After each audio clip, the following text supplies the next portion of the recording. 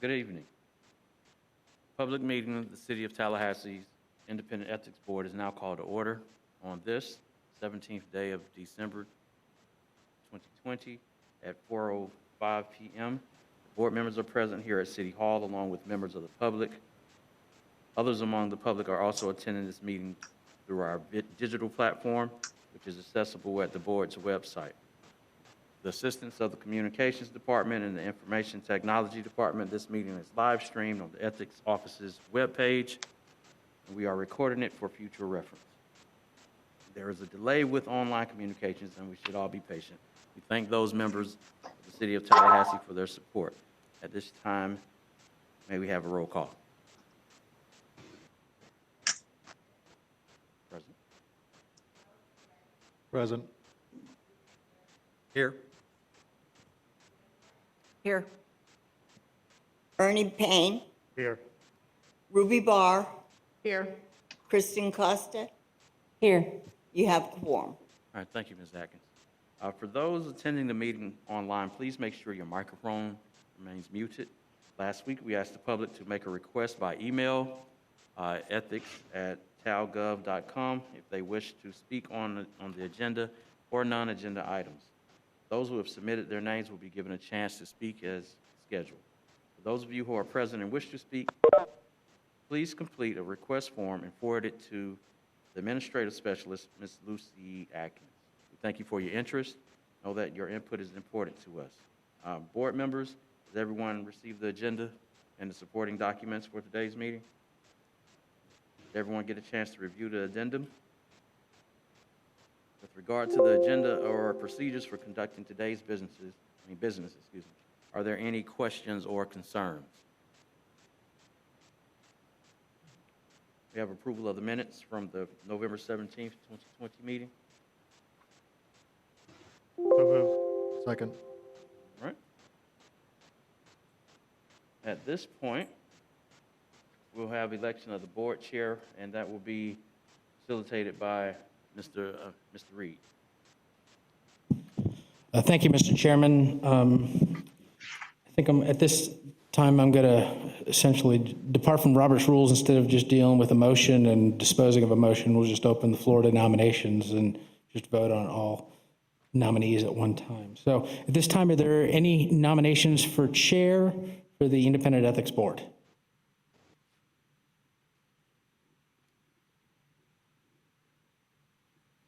Oh, Ms. Graham. Sorry, I forgot I'm the chair. Ms. Graham?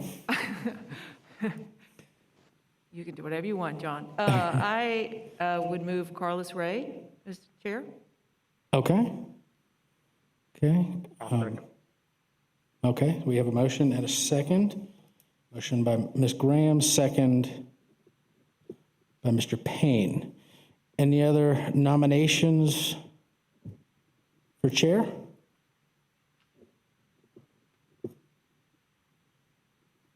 Any more? Okay. Showing none. All those in favor signify by saying aye. Aye. Opposed? Showed approved. Congratulations, Mr. Ray. Thank you. Thank you. Okay. This time I could pass the gavel or I could continue to in the election, do the election. Okay. Are there any nominations for vice chair?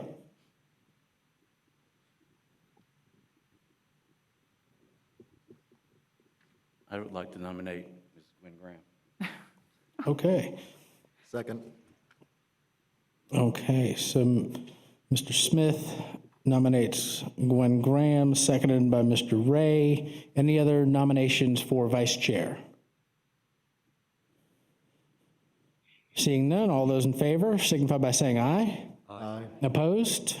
Showing none. Congratulations, Ms. Graham. That was unexpected. Okay, Thank you. great. Thank you. And at this time, I'll turn the chair over to Mr. Ray. Okay.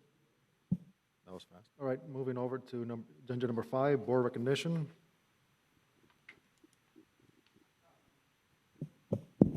Let me correct it. That would be for January. For January, okay, I'm sorry. So, Should continue. Mr. Chair, Mr. Smith, please. With you. All right. So at this time, we will be addressing board recognition. and acknowledge Mr. Ernie Payne's reappointment. So, thank you for your continued service. And at this point, if we could get Ms. Atkins to read the resolution, we're going to recognize a very steady hand here that has helped lead us. Okay, declaration of appreciation for Richard E. Herring. Resolution number 2020-01. A resolution of the City of Tallahassee Independent Ethics Board recognizing the contributions of Richard E. Herring, declaring appreciation for Richard E. Herring for his role with the City of Tallahassee Independent Ethics Board, and providing an effective date. Whereas Richard E. Herring, an attorney by trade, has demonstrated an exemplary record of public service throughout his professional career. And whereas Richard E. Herring has committed himself to serving the people of Florida, including many years as a public servant with the Florida legislature and now as an educator at the Florida State University. And whereas Richard E. Herring was appointed by University President John Thrasher to serve as the first member appointed by the Florida State University to the City of Tallahassee Independent Ethics Board. And whereas Richard E. Herring is the last remaining inaugural member of the City of Tallahassee Independent Ethics Board.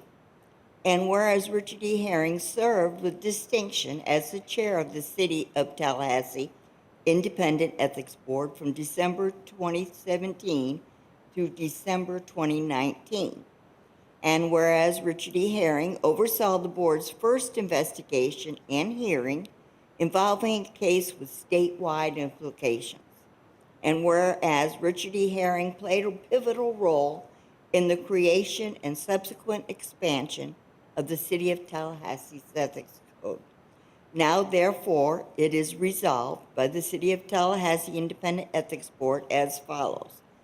Section 1, the City of Tallahassee Independent Ethics Board recognizes the valuable contributions made by Richard E. Herring toward the betterment of this board and the ethical climate instilled within government of the City of Tallahassee, Florida. Section 2, the City of Tallahassee Independent Ethics Board acknowledges the significant impact made by Richard E. Herring toward the creation and expansion of the current City of Tallahassee's Ethics Code. Section 3, the City of Tallahassee Independent Ethics Board expresses its sincere appreciation for the extraordinary service provided by Richard E. Herring to this board as well as to the people of the City of Tallahassee, Florida. Section 4, this resolution shall become effective immediately upon its passage and adoption. Passed and adopted, hopefully, unanimously by the City of Tallahassee Independent Ethics Board on the 17th day of December 2020.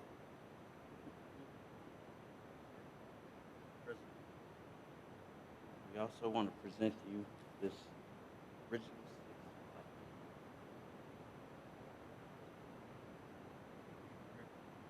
At this time, we'll open the floor to comments from board members or the public at large concerning our recognition of Mr. Herring. Ms. Barr? Okay. Well, I used to be the baby of the board before Kristen. But I want to say that when I was appointed to this board, one of the first things that occurred or that happened in a congratulatory message to me was that the person that's the chair of the board is one of the most wonderful people that you would ever want to meet. And I call her Liz, but it's Catherine Price. And she has such high regards for you that I've come to find out that all of that has been confirmed. Your insight has just been wonderful, and we greatly appreciate everything that you've done since I've been here. Richard, it's been an honor to work with you. When I came on, we were in the process of rewriting the whole ordinance, and you helped us through that process. You guided us through the process. It was clear what we're trying to get accomplished. And I'm grateful that you were there at the helm to lead us through that process, and I'm great that I had the opportunity to work with you. I'm sure we'll see each other in the Capitol at some point.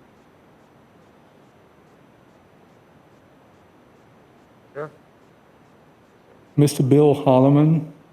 I want to say something. Yes, hopefully you can hear me. I served with Richard in 2019, and it was during a period of time. I'm sorry, I've got some feedback on my microphone.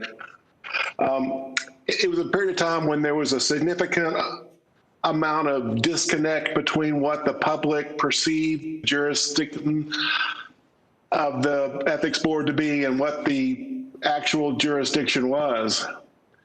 And so as a result, we oftentimes at our meetings had public speakers who didn't quite understand exactly what the jurisdiction of the board was.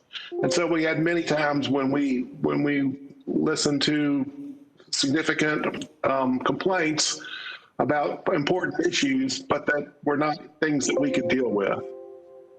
And I'll never forget Richard's ability to completely and professionally and compassionately deal with every person that came before the ethics board. Because there were times when there were other people on the board who were maybe not quite as patient and as Richard, but Richard was unfailingly professional, unfailingly courteous, unfailingly a representative that everybody in Tallahassee can be proud that this man was the chairman of this board, because the image that was presented to the public through Richard was one of pure professionalism. And Richard, I wish you the best. I appreciate your service to this community and to the city, and God bless you and good luck as you go forward.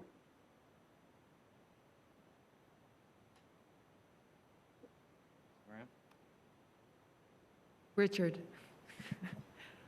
I remember when I was first appointed to this board, and I came to a meeting before I was actually going to start serving so I could see what this was all about.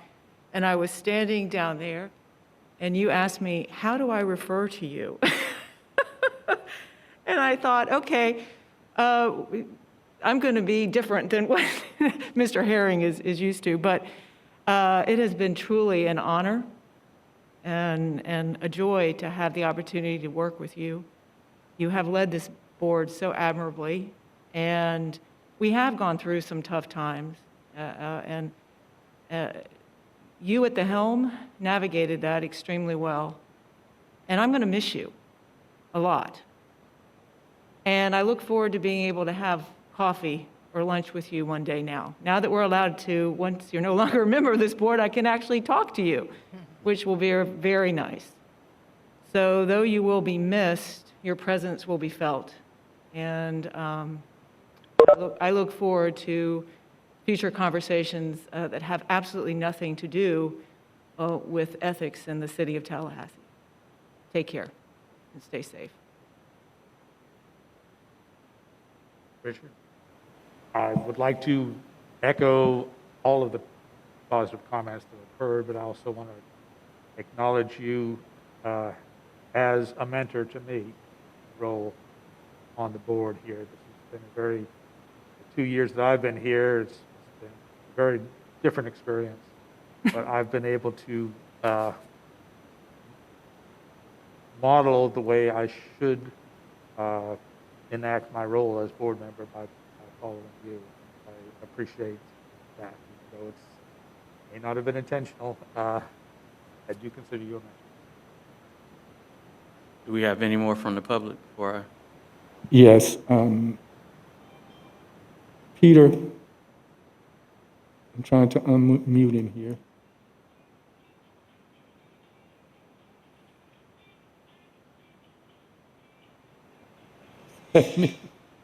Actually, Ben Wilcox was going to speak.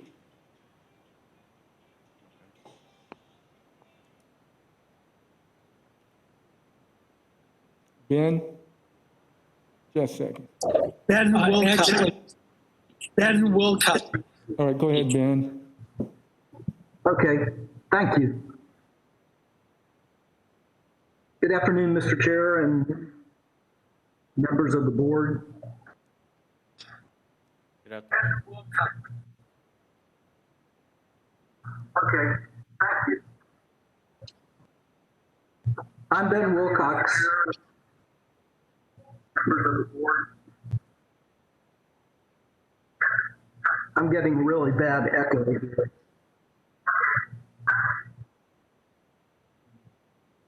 I'm Ben Wilcox.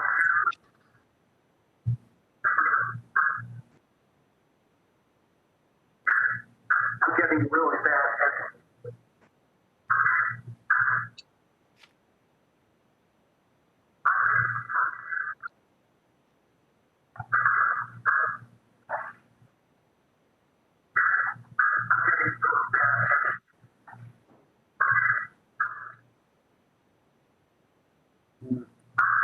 I apologize. I'm going to try to plug in some earphones to get rid of the echo. If you're not speaking, would you make sure that you're muted for those that are not speaking? I apologize. I'm going to try to plug in earphones. All right. Let me see if this works.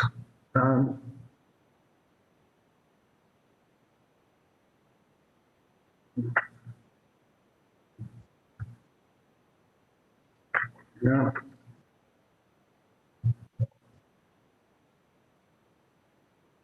I'm still getting bad echo. I emailed Mr. Floyd my statement, some comments. If I could just submit those for the record.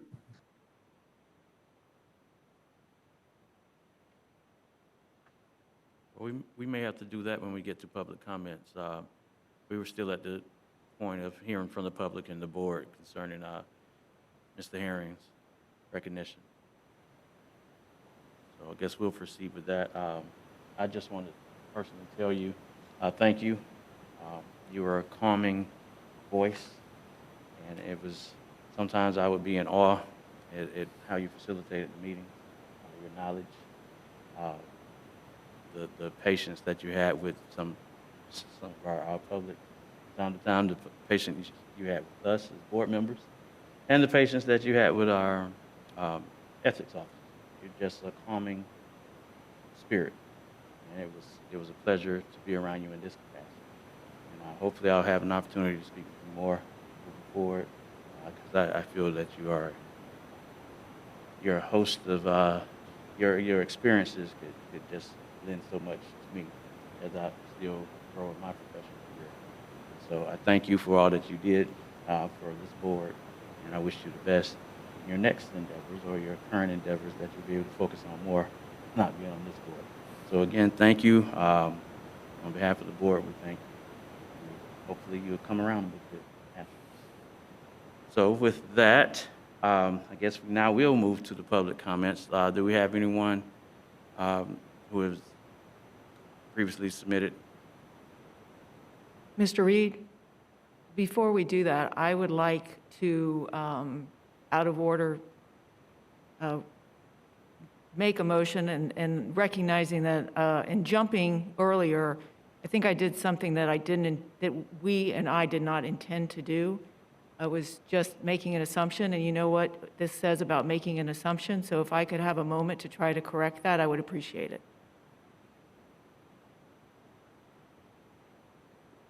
Anyone, this is the wisdom of Richard Herring using me.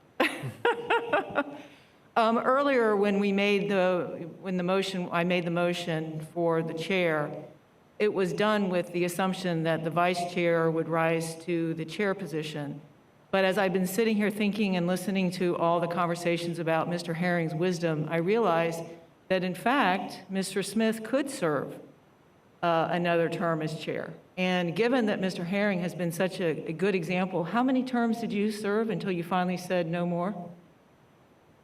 I think it was 4 altogether. 4, okay. So, Carlos, no disrespect to you, but given what I've been thinking about as I sit here, and I hope the board will accept my apology for jumping earlier, I think, Carlos, if you would not mind, I would like to make a motion to reconsider and not, and have you stay as the vice chair and Mr. Smith stay as the chair. And I am not doing this because there was a motion and an acceptance for me as vice chair.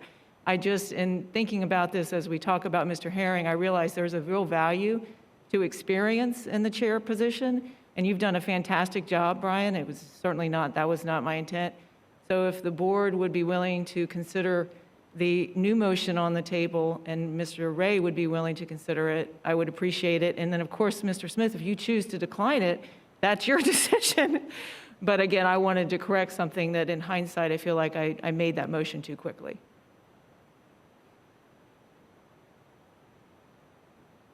Anyone want to talk about? First, I was late to the earlier meeting. Now, this is a day where, you know, I'll just blame it on being out of my Zoom bubble. Mr. Chair, I think just as the parliamentarian, I guess, we do have, are we still doing the public comment for Mr. Herring?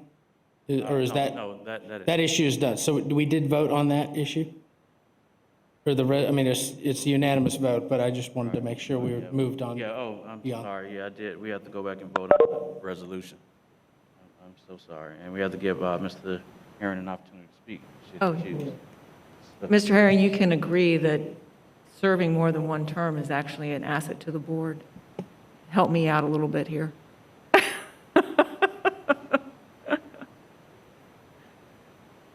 Well, I will say, yes, getting back to that, then we have to go to approving the resolution. It kind of worked out for me. I had some personal things that I probably need to focus a little bit more time on, some family issues. So it kind of came as a blessing. Really? Nomination. So I would probably decline. Are you sure? Yes, I Okay. had to, my mother I had to kind of invest a lot of time into recently, so that kind of worked out for me. Well, it was, sometimes things happen for a reason, but again, I in no way intended to question you've been a wonderful leader through a very difficult time, so I just wanted you to know that. This Well, I has not been appreciate that. this has not been an easy time for any public body to operate with the COVID pandemic we've been dealing with, so. Yeah, I really appreciate that, so, but I thank you, and I think I was one of the ones to vote in favor of Mr. Reyes, so we'll continue with that route if the board All doesn't right, mind. well, Carlos. All right, I appreciate that, and thank you for letting me say that. Again, it was a moment where I realized in hindsight, I should have probably put forward a question whether you wanted to serve again, rather than assuming that it would be Mr. Ray's year. So, again, I apologize, and thank you. All right, so I guess with that, do we have a motion to approve the resolution? That was, So moved. all right, all in favor? Aye. Aye. All right. None opposed, so the motion carries. And again, thank you, Mr. Herring. And at this point, would you like to address us?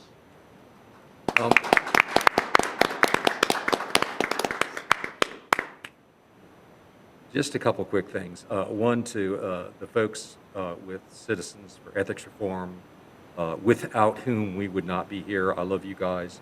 I noticed two of our prior board members, Bruce Grant and Bill Holloman, were on earlier. I want to say those are two of my three very favorite people who served in the past.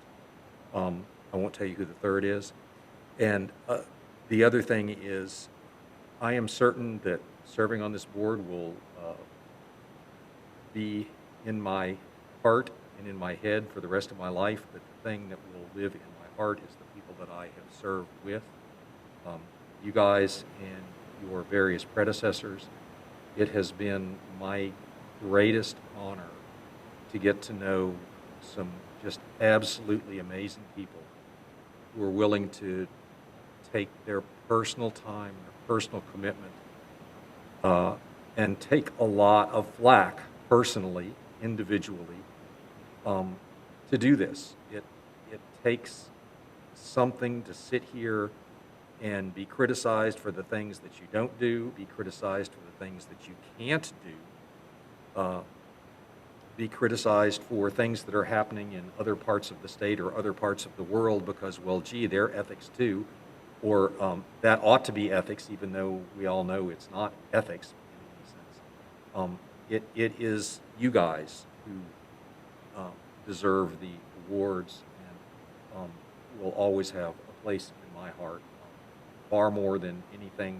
When I look back, it didn't mean about anything that I did or the time that I spent working on ethics matters. It's going to be about the time that I got to spend with just absolutely the best people I have ever met. So thank you very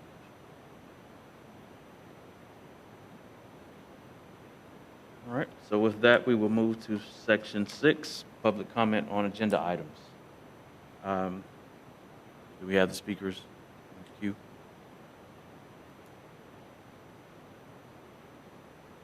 There are none present, and I didn't pick up any on my email. I was just checking with Peter to make sure I didn't miss him, because he usually has a comment. I thought that was going to come from Ben. He's still there. I didn't find the email that he was referring to. Yeah, Go we're ahead. getting this terrible feedback.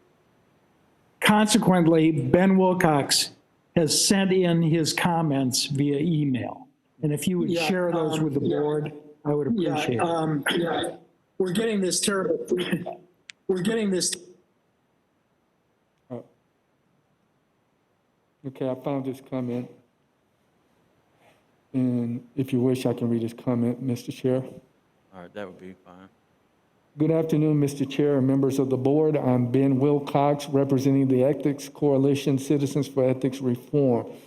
Thank you for the opportunity to let me make some brief remarks about Richard Herring on behalf of my colleagues. Our coalition greatly appreciates each one of you as board members and the contributions you make in serving on this board. Richard Herring is the longest serving member of the board, some might say longest suffering. And his contributions are largely responsible for making this board what it is today. Richard has been here from the beginning, and he has dedicated himself to making our original vision of what the board could potentially be and what it could mean to this community a reality. His work in creating your bylaws and administrative procedures has been invaluable. He has been tireless, and the amount of pro bono hours he has put into get this board to where it is today is a testament to his years as a public servant. The board is about to enter year 7 of its existence, which is kind of amazing given the obstacles and challenges you've had to overcome. If I had my preferences, Richard would become a permanent member of the board or an honorary position like board member emeritus. But if there ever was a time for him to step away, now would be it. Thanks to all of your work, this board is now ready to accomplish its mission. You are and will be a force for high ethical standards in city government for years to come. Thank you, Board Member Herring, for all you've done to bring that about. Thank you for always being accessible and a friend to us. Congratulations on a job well done.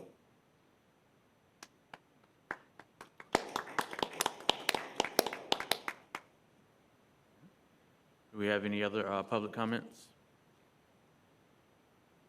No, sir.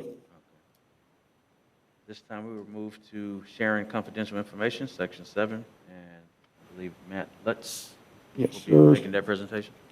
Just a second. Hello, Matt. Hey, good afternoon, board members and Ethics Officer Floyd. Y'all able to hear me clearly? That's fine. Yes, sir. Perfect. Okay, I put on my headset here because of the echo we were experiencing. I'm hoping this will be a little clearer for everybody on the WebEx side. So good afternoon. I'm Matt Lutz. I'm the city's records manager in the treasurer clerk's office. And I was asked by the ethics officer to give a short presentation regarding a product that is called ShareBase. ShareBase is a cloud-based utility offered by Highland Software, which is the manufacturer of the city's document management software. We've been using that software called OnBase for about 6 years now. ShareBase, being cloud-based, permits the secure sharing of files, both, and I'm getting a lot of feedback on my end. Are y'all able to hear clearly? I hear you just fine. Okay. So the ShareBase platform allows authorized persons to share documents and content with authorized persons. It also allows those persons to upload new content, new files, and I use content because it could be files, it could be pictures, audio, any kind of electronic item, more or less. But the use of it eliminates the need to circulate those items via email, by email attachment, or by courier of hard copy items or postal mail. ShareBase allows the secure access to those based off of permissions lists, and those permissions can be controlled by the ethics officer if that's the process that we want to implement, or the administration of those permissions can be delegated to anyone else, including my office, if need be. The beauty of ShareBase is not only is it a tool that can be used by persons on the city staff, it can be used by external parties as well. So in this case, the board members. So ShareBase would eliminate the need for, there again, circulating items through email and any other medium. That's preferable for a lot of reasons, but the main one is ShareBase would be under the governance of the board, and it wouldn't be a private product like Dropbox or Google Drive that any individual would acquire on their own. The use of those kind of personal products really isn't industry best practice. With a product like ShareBase, if we have turnover, the permissions for that person who's either rolling off the board or rolling off the staff can be easily terminated, and then whoever's going to backfill that vacancy, they can be granted access to those materials in very short order. As I mentioned earlier, the ethics officer could be set up to control all of those access and permissions. It also lays the ground for future enhancements and efficiencies because the ShareBase product does integrate well with the city's document management system. We're hoping that in outlying years, we'll be able to configure that system a little more tightly so that as cases close through a couple clicks of a button in the ShareBase utility, those files would be archived off to the document management system for further retention according to the Florida retention schedules. Anybody who's interested in more information on ShareBase can visit sharebase.onbase.com. So I'm hoping that covered everything that Dwight would like me to cover, but I'm certainly available for any questions the board may have. And I want to thank Mr. Lutz. I mentioned to him that I was frustrated with using postal service when I first got here, and then struggling with emails. And he brought this to my attention as a manner of solving our problem. So I appreciate him doing that for us. And I just want to make you aware, so when you start seeing it, you won't throw it in the trash bin, Ms. Graham, without looking at it. Right, so that is a good point. So in the near future, the board members should expect to receive an invitation from the ShareBase system So just realize that's not spam or phishing. So that's a legitimate invitation that you're going to receive to join that platform. And that will probably go out within the next 5 to 10 days or so, as soon as we can get all of this set up and those invitations pushed out. The one issue that I didn't think to mention is cost. So the good news for you is there's really no cost to the board for using this product. So since the city acquired this for other uses, we have a surplus of licensing, so we're able to turn this on at no additional cost to the board. That's all, unless you all have any questions. Mr. Chair, Yes. I've got a couple questions. Does the system allow reporting as to how many and who have administrative access to the system? And does it allow reporting of who has access to the system, so they can be tracked as far as who has viewed it?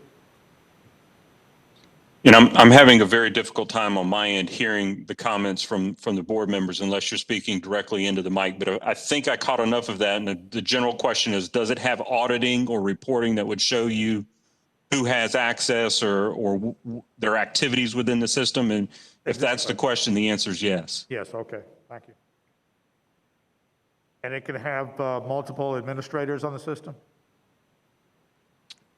Yeah, so there's a system-wide share-based administrator, and I'm currently fulfilling that role. And then each individual enclave that we set up to use the system, there's a site administrator for that in this case, the ethics board. Okay. Thank you. Does anyone else have any questions or comments concerning this? Thank you, Mr. Lutz, for your time. And You're very welcome, and thank you for the invitation. No problem. All right, moving along now to Section 8, Office Report. Mr. Floyd, the floor is yours. Thank you, Mr. Chair, and I'll keep this brief. I've provided a report, and I try to give you a week-to-week report on the activities. One of the highlights is that the Colgal Conference Council on Government Ethics and Laws, I believe that's what it's called. That conference started on the 3rd. It was online. It was intended to be in Atlanta, but because of the pandemic, it's been online. So I've attended it online. It actually goes through the 31st. They have a few live presentations, and the rest is on demand. One of them that I haven't read yet, but I plan to listen to in detail. Every year they do a presentation on lobbying, and so I will make sure I pay attention to that and share what I find from that one. We spent a great deal of time researching meeting spaces, and make a long story short, eventually resolved that our best out will be to use the Tallahassee room. So we reserved it for the entire year for the second Tuesday of every month. So there'll be less confusion, and I apologize for any confusion caused for changing those dates this time around. But you should have a schedule in front of you that shows that we'll be in City Hall on the third Tuesday of each month in the Tallahassee room.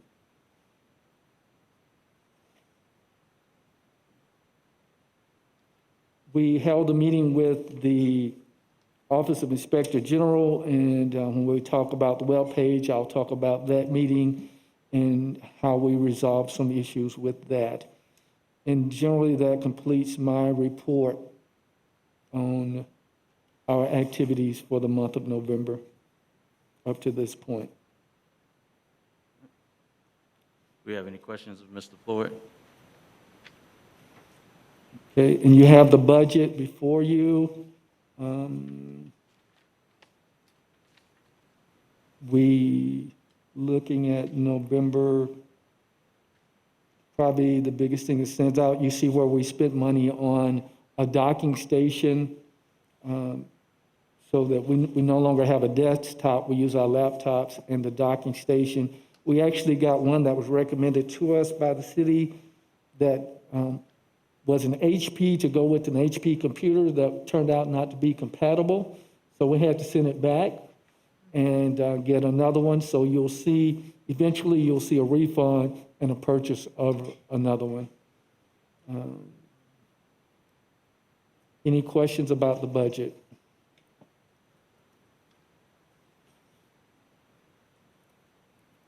No questions about the budget. The last thing is the monthly issue report. I received 2 calls. Both of them were from out of town. One of them, the individual, the first one, the individual, she mistakenly called us when she meant to call the state. When I called her back, she explained that she did call the state and that they had taken up her case.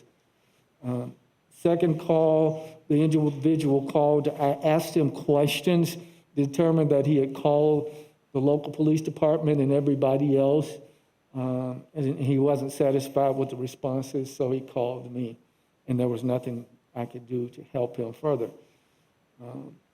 With that, I recommend that the board close these 2 cases.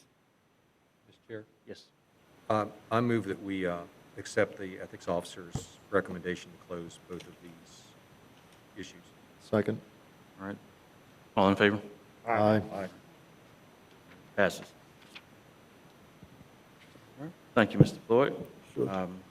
Guess at this time, we'll go to Section 9, Old Business, and we'll be starting with our draft ordinances. And Mr. Reed, the floor is yours. Thank you, Mr. Chair. These are the drafts that we saw at last month's meeting as requested. I broke them into one ordinance where you could just take it directly to the commission now and it wouldn't require a charter amendment. Draft ordinance number 2 now is the question to be put before the voters to amend the charter. And then draft ordinance number 3 are those changes to the code of ordinances that can only be done after the charter is amended. So I could go through those one at a time, and the board could either move forward with all 3 or pick and choose. But ordinance 20-01, section 1 provides the expanded definition that we've discussed at numerous meetings. Also provides the exceptions. Section 2, which begins on page 4, deals with the contact log and compliance that we've discussed previously. It also expands the contact log to the covered individuals as we've defined it in our ethics code. Section 3 begins on page 6. This is the exemptions from the definitions that we've already included in the first section, so this is deleted from the ordinance. It's just a cleanup provision. Section 4 on page 7 is the ban on contingency fees, which we've discussed in prior meetings. Section 5 on page 8 simply codifies a current practice, which is that a website for the compensation reports be maintained by the city. And then the rest is just severability, repeal, and effective date. So that's ordinance number 1. Mr. Chair, if you'd like me to proceed to number 2, or if the board wants to discuss them individually. Any discussion? I guess you can proceed, and then we'll come back around if they have any questions. Does anyone have anything immediate? No, sir. No, we can proceed. Okay. Ordinance number 2 simply is, it puts a question before the voters to amend the charter. This would expand the jurisdiction of our board, so we would have jurisdiction over lobbyists that appear before the city, and then would also expand our defined duties to include enforcement of the lobbying provisions of the code of ordinance, of the code of ordinance.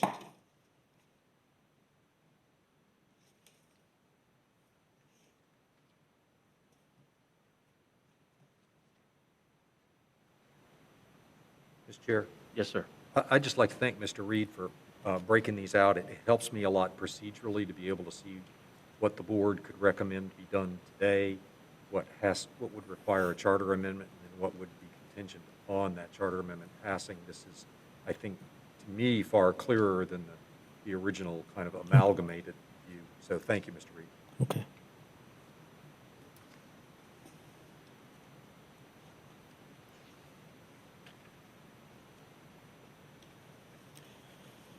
Okay, and Mr. Chair, should I go to number 3? Yes, sir. Okay, so number 3 are the changes to the ordinance that would require the charter amendment. This is probably something that may be ideal for a workshop by this board, because we'd spoken last time about how this board could take the initiative. I think if you recall at the last meeting, we said the treasurer clerk would initiate the complaints, assess the penalties, and that this board would essentially have appellate jurisdiction over those penalties. This board stated an interest on being able to proactively take those actions. Now, the ordinance as it's written, and it may be a mistake, but it does have a provision. If you look at page 2 on line 55, and if it's not underlined, that's just restating an existing ordinance. It says the ethics officer may serve as a point of contact for a complaint regarding a failure of a lobbyist to register, and then we added new language. So the existing ordinance already does have a limited role for the ethics officer in these complaints. However, I don't think it's ever been practiced. So we're not totally departing from what the ordinance has now, but what I did here is if you look on page 2, beginning on line 35, I essentially almost restate what's already in the ordinance, and I make a specific reference to section 2-345 to state that the ethics officer shall have the authority consistent with that section to serve as the point of contact and to initiate such complaints through the office of the city treasurer clerk. I didn't know if that's, I wanted to take baby steps every time I come to you. If you wanted to go further than that, I wanted to take your lead, but this is probably, I think, the most logical step from us not initiating. This is the most probably conservative step forward. And I wanted to just get guidance from this board before I see whether this is the way we want to go or whether the board feels it needs to take a more proactive, more active role.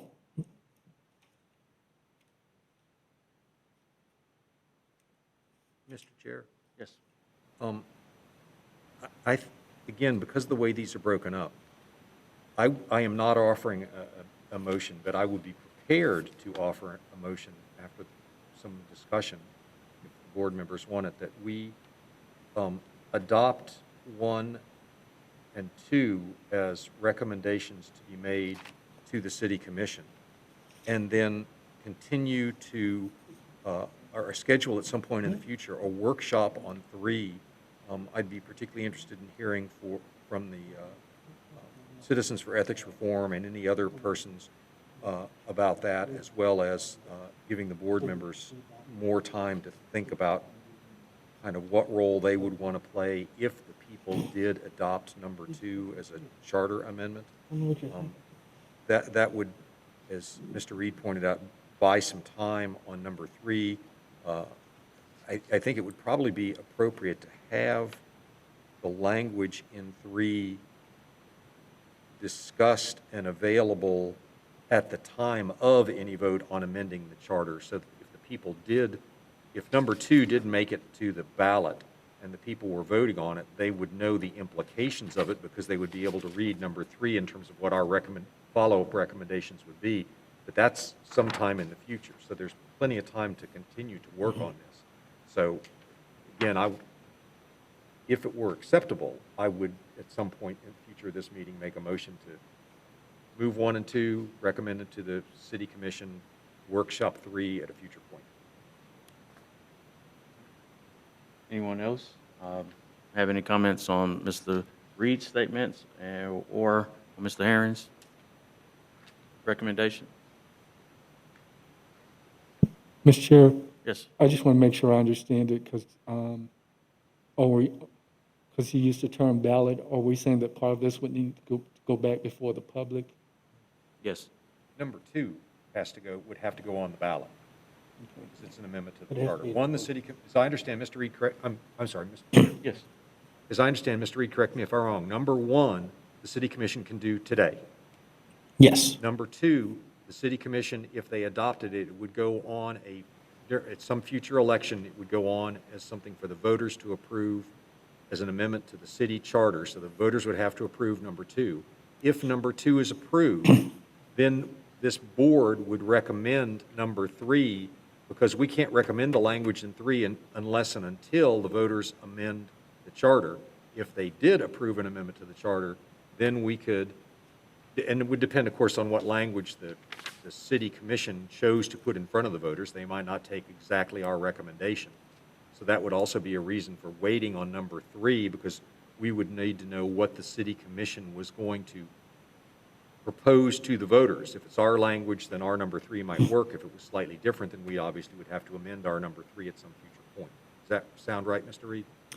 Yes, I would say ordinance number 1 is ripe to go to the commission. 2 is ripe as well, and upon adoption, that simply places the question onto the next available ballot pursuant to state statute. And then once that were to go forward, then Amendment 3 or some form of it would become ripe at that time, but it wouldn't be ripe at this time. Mr. Chair? Yes. Timeline, when is the next available ballot? I Will it be think, 2022? yeah, I believe so, Okay. yes.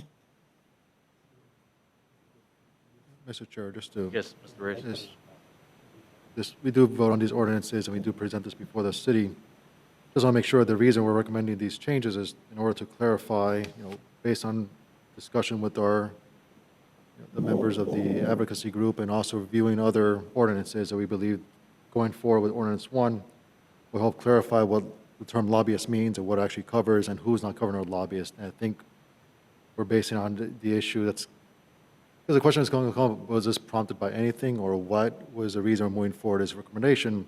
And I think brought before the city commission, why this recommendation is being made is because I think it's one of those that the current term we have out there is not sufficient to cover concerns we have as far as lobbyists. Correct. And we believe that at least going with the first ordinance, it's a benefit to the employees, it'll be a benefit to the constituency and benefit to a lobbyist. But what is a proper behavior, what is expected of the employees, and because this also covers not only city manager and commissioners, but also employees as well. So it's one of the things that they may be concerned as far as the role, the impact to employees, but it's to be clear that we want to ensure there's no impropriety in any level, especially when it comes to contracts, it comes to the actions of the city. So this, we're recommending it is to a benefit to the commission itself. Yes. And in no way are we saying they've done anything wrong, but saying more, this is to avoid any issues in the future. And then ordinance 2 will be more of a recommendation to them saying that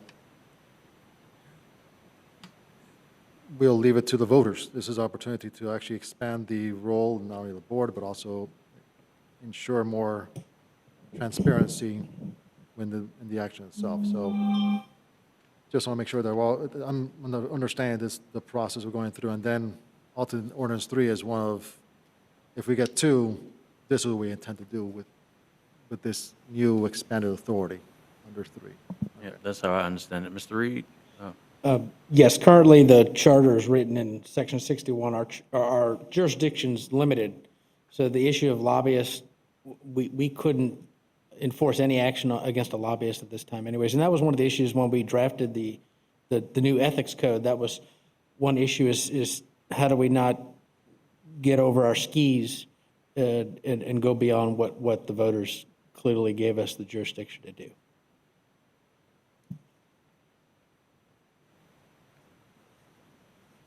So do we have any recommendations or motions on the floor pertaining to the 3 draft ordinances? Should we vote on each one individually or all together, or? Or however you all craft the motion. Mr. Reed will move forward. Oh, excuse me, Ms. Constant. I was just going to say, if it's in order, I would make a motion that we separate them out just for the sake of it, and make a motion that we pass the ordinance 2001. I'd second that motion to go ahead and forward it to the city commission, yes. All in favor? Aye. All right, that passes. Any motions pertaining to 2002 specifically? I'm just wondering, one of timing, when this, we're going to present the first ordinance, when will that go before the city? For the next city commission meeting? Or when would this be presented to the city? What was that? I didn't. We voted on a first ordinance to pass it and present it to the city itself. When would the city actually take it up as an issue? Yes, the city could choose to take no action. Okay. It's simply a recommendation that we're making. They could choose to take no action. They could choose to bring it up for a discussion. They could amend it. They could do, So this is going they could do before whatever them. they want. There It's may simply a not be- recommendation. It may not come before the meeting itself. They may just go to the commission, they'll review it, and they may not take it up as an agenda item. They're not required to. Yeah, no. So I don't know if it's,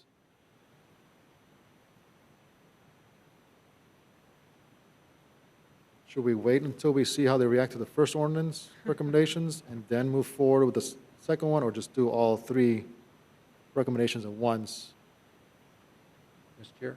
Yes, Mr. Aaron. If you think back to the meeting that we were talking about an hour ago, we had made a series of recommendations, and what the city commission did was they treated each of our recommendations sort of separately and held a workshop.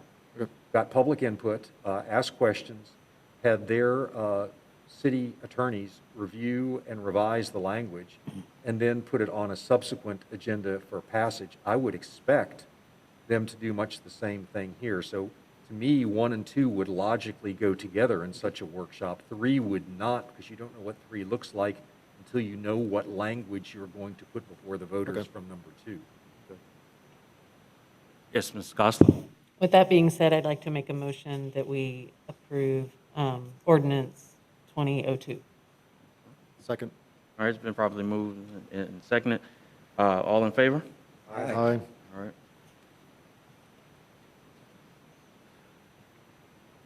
I think based on the comments we just heard, Mr. Chairman, I would withhold any approval on ordinance 3 until we get clarification of what ordinance 2 will look like then. All right, that sounds good. So I guess that we'll just table that one and discuss that at a later date.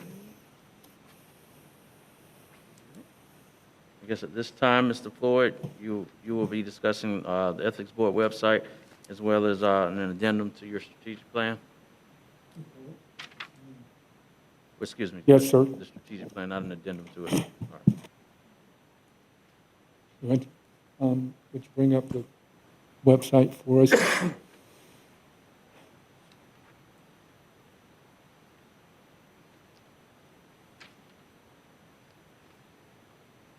Chairman? Yes, sir. Well, Mr. Floyd's getting prepared. Could I just recognize that we have prior board member Sonny Phillips Yeah, I thought I saw that. on the in the meeting with us electronically?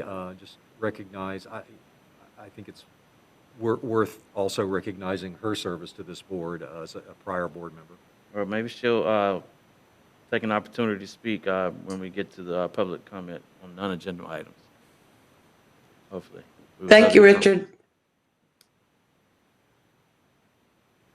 Okay, Mr. Chair, we had a further discussion with the Office of Inspector General, and it was prompted by one of the programmers.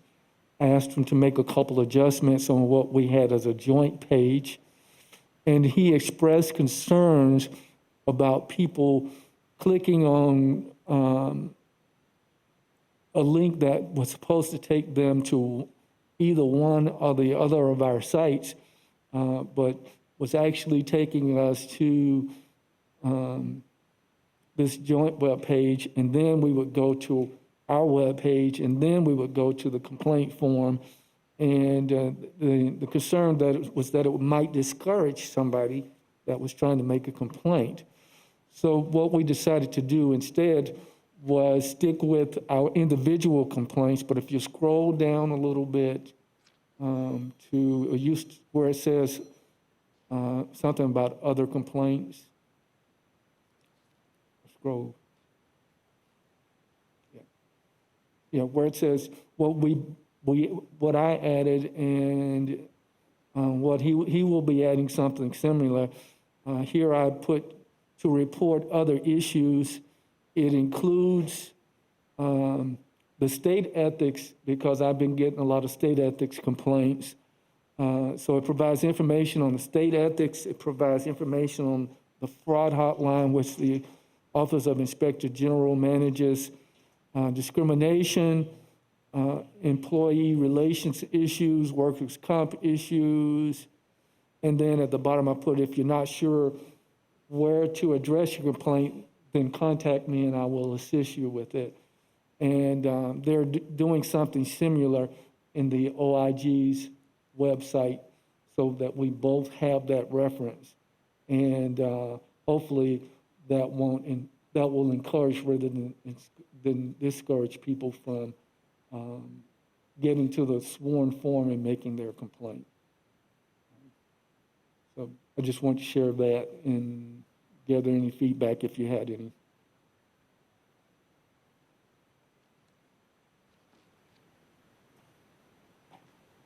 Any questions, concerns?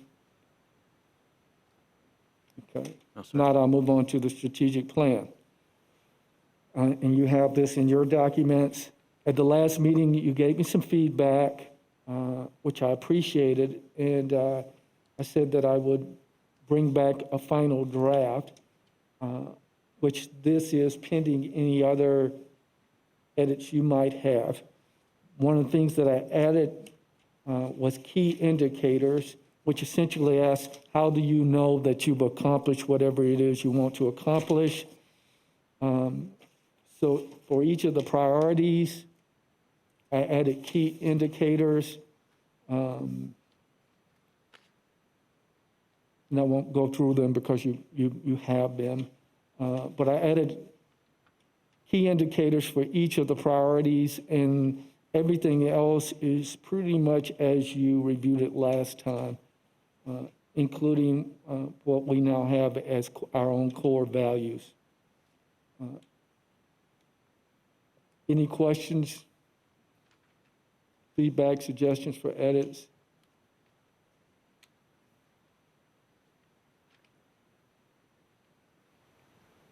I don't believe so at this time. If not, then, Mr. Chair, I recommend that the board adopt the three-year strategic plan. So moved. Second. All in favor? Aye. I just Thank- want, if I could say a word, I'd like to thank you, Mr. Floyd. I know you've put quite a bit of work into this, and it's reflected in the document. And I appreciate all your efforts as we move forward, particularly since we now have a roadmap for the next 3 years. So thank you very much. Thank you all. Thank you, Mr. Floyd.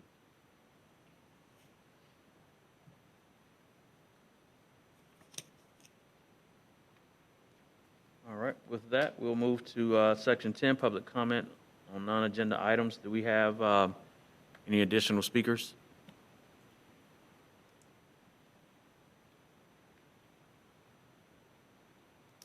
We have anyone from the public that wants to comment?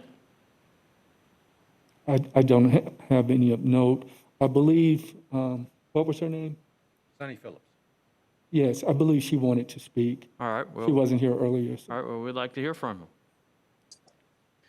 Hello and thank you. Sorry, I wasn't here earlier, but I wanted to make sure that I thank every one of you for your service on the ethics board. And also, Richard, you've been there quite a while and have done a great job. I've been following you since I left. So congratulations on all of you for all of your efforts, and especially Richard for your leadership.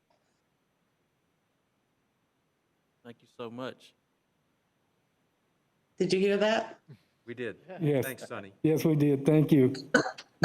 Okay, sorry. That's all right. We It was really appreciate quiet, so I wasn't sure. We were being I mean, attentive.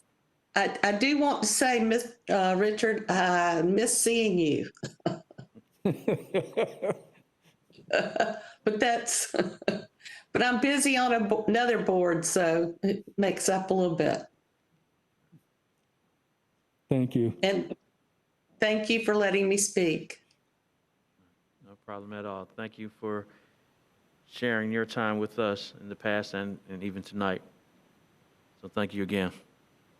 Mr. Chairman? Yes, Mr. Herring? Before we get to the bitter end here, could we go back for a moment to a comment that Ms. Barr made about her work at BPR? Oh, yeah. And how sometimes when you have a complaint and you don't find that any individual did anything wrong, you do find that there were appearances that needed to be controlled in the future. Could we maybe spend a few minutes talking about her wonderful comment? Yes. Ms. Barr, do you want to bring us back to that? Or Mr. Herring, do you want to take the baton and add to that?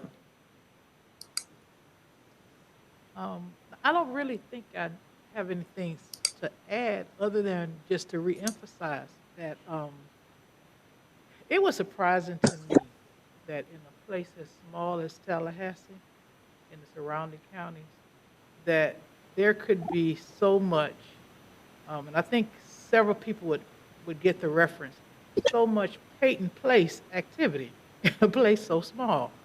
And it really reminded me of after I left Broward County, Florida, there was a father and son general contracting company. And there at the time, I want to say there were 28 cities within Broward County. And they visited probably all of the larger city commissioners in the various cities. And they were able to get many of the commissioners to accept bribes. And very similar to what has happened here in Tallahassee. Quite a few of those commissioners actually went to prison, quite a few, from the various cities in Broward County. And so I moved here because this has been touted as an all-American city. And I found that to be so when I first moved here the first time. And I just don't want to see our image tarnished any further. I'd really believe that the people here in this city are doing a good work. And I don't necessarily believe that there was any ill will or malfeasance at play here. And the other thing, too, is that I also appreciate the fact, and I think it's important that Commissioner Matlow, or any commissioner, be allowed to voice an oppositional viewpoint. That's the beauty of America. That is the beauty of America. And but by the same token, we do just want to make sure that that if there are any smells coming forth, let it be sweet, beautiful smells. So, Mr. Chairman? Yes, sir.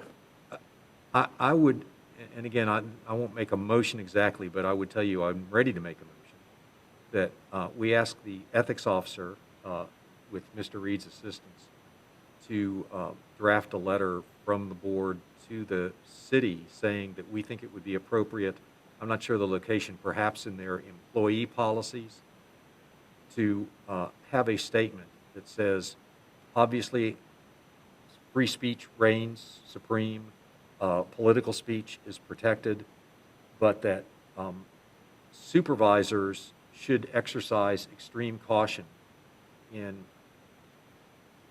ordering or encouraging their direct supervisees to take action on matters that may be perceived as political or ethics related. I'm not sure the exact words, but something along those lines. Just to as a caution to supervisors that they need to take responsibility for the responsibility that they wield. So are those going to be some of the directives that we place upon our Mr. Reed and Mr. Floyd going forward, and they can report back maybe the next meeting or 2 meetings from now, since we have a holiday coming up? Thoughts from the board? All right. I don't know if that needs to have a vote on it, does it? So, So were you all able to take that in, Mr. Floyd? Yes, sir. Reed? Yes. Yes, we made a note. Okay. I guess that kind of put us down with the directives, right? Do we have any issues that anyone wants to discuss for future meetings besides this that we just discussed? Mr. Chair, Yes. if I may, Mhm. something, and I think we had discussed it in the closed session, I said we probably needed to bring it into the open session to discuss, but I wanted to see if we could possibly put on the agenda, if there was the board's wish, to consider maybe some changes to our procedures, so if there's an issue, like we said, there was a smell, where we don't have to necessarily initiate a complaint and go through that whole process, but we're able to do some type of investigation. I think we've gone from one situation where we would get complaints, we handled them all in the sunshine, and we had the one issue with the one member of the commission being embarrassed because he didn't have a chance to defend himself. So then we went to the other extreme, brought a complaint, so now everything's done in closed, confidential status. But a complaint has to be initiated to get to that status. And I know that we've had some good discussions with the deputy city attorney who worked with the elections commission. They have options where they could do settlement agreements where they don't have to actually move forward with the complaint. And there's a middle ground where we don't have to go that extra step and draft a complaint by the board in a closed session and naming somebody who may not have done something wrong. And that might be an option to consider. And I'd just like to see if we could maybe put that on the board going forward. And if the board would give me the freedom to do so, I could try to come up with some alternatives to bring to the board at the next meeting. Okay, all right. Can we have that on the agenda, Mr. Floyd? Yes, sir. Thank you. Well, with that, do we have any final comments from any board member? Mr. Floyd, do you have anything you'd like Yes, to add before we adjourn? first, and I didn't make, but I want to say, Richard, because he told me not to do half of what I did or 3/4 of what I did, but he deserved to go out the right way. And I want to say thank you, Richard, for receiving me, all the feedback you gave, because I would ask you questions all the time. And I appreciate that. And finally, I want to say to you all that Lucy cooks the stuff, so you need, and it's in the bag. So don't offend her by walking away before you go by and check out what she has back there. Okay. She has some goodies for you. All right. Well, with that, I hope everyone has a happy holiday. Be safe. Definitely be safe. And I will see you all in the new year, and this meeting is adjourned.